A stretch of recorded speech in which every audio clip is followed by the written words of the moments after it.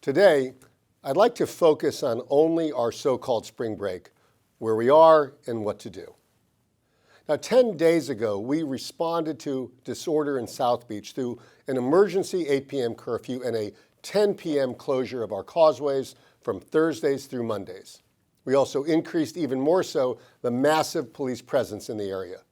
Now, it seems like that has had the desired impact as crowds are smaller and far tamer.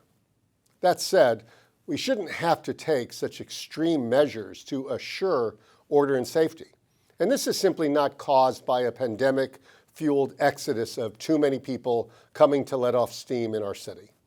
It is a deeper problem, and one we need to recognize and address systemically. Clearly, what is known as the entertainment district is not working for our city. Its anything-goes identity has become too challenging to police and too inconsistent with our profile as an arts and culture destination. The truth is, the current business model is fundamentally incompatible with a city that fosters residential centers in the adjoining neighborhoods. And for other neighborhoods in our city, it has the potential to drain law enforcement resources. And we don't need it.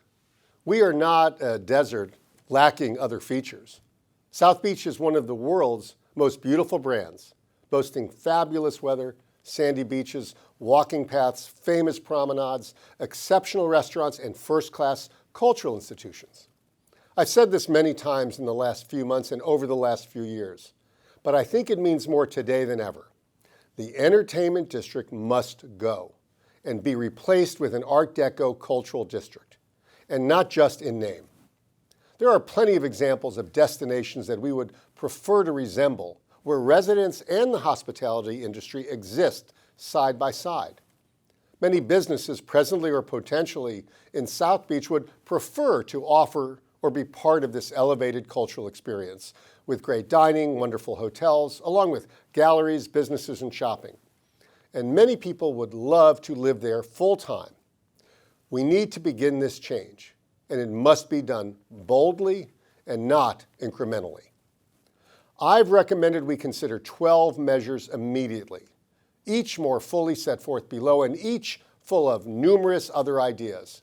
And while I don't presume that these are all the ideas we should consider, I firmly believe these are among the measures that must be considered if we are to effect real change.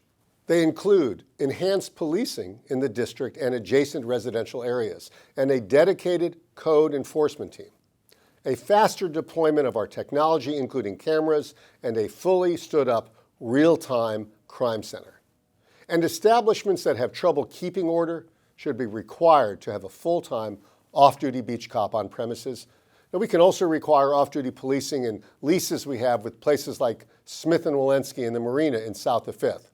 And when we do have curfews and causeway closures, proper notice is imperative, and we need to do better at getting residents on and off the island, perhaps with resident decals. We can also demand more from our hospitality businesses. We can require restaurants that use our cafe tables abide by a heightened code of conduct. No more hawking, supersized drinks, or hookahs. There is no reason our city needs 170 establishments able to sell liquor all night long. All it does is project to the world that we are a place that embraces hard partying. We should consider a last call in this district at 2 a.m. We should also eliminate noise exemptions that police say only foment unmanageable crowds. Regulate the scooters and slingshots that are not just pesky but dangerous, and tackle home-sharing platform abuses with creative regulatory strategies. But we also need to recast who we are so that we can begin to attract visitors and residents who aren't looking for the anything-goes experience.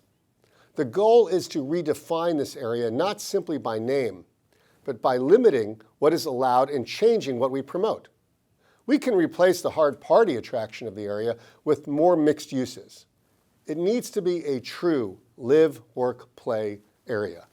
In addition to upgraded hotels, we should be promoting urban residential living, boutique offices that are attractive to tech, finance, wellness, and other business uses, and compatible uses to give knowledge-based industries an opportunity to locate here.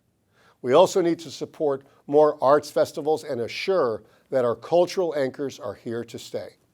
And we must finally pull the trigger on pedestrianizing Ocean Drive as was approved over a year ago.